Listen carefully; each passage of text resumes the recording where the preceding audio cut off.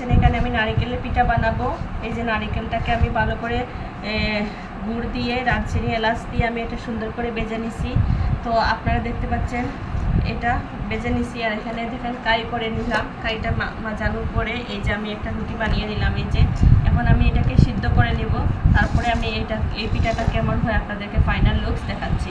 এই যে আমি একটা করে নিলাম খামির। এটাকে আমি এইভাবে লাইনের সাহায্যে আমি এটাকে গুল গুল করে নিব।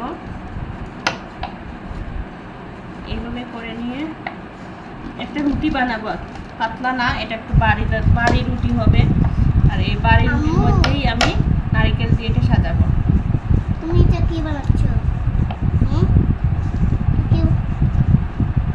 কি বানাচ্ছ তুমি?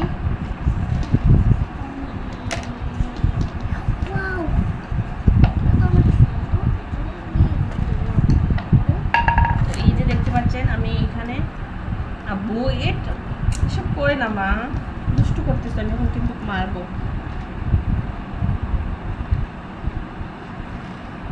এই যে নারকেল দিয়ে দিছি। এবারে আমি এই পুরটাকে এইভাবে করে নিব, সাইডটাকে এইভাবে করে নিলাম। তারপরে এই যে এটাকেও এইভাবে করে নিব।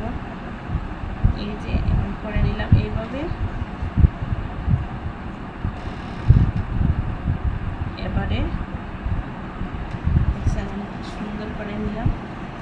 এখন আমি এই সাইড থেকে এই কাইটাকে কেটে নেব।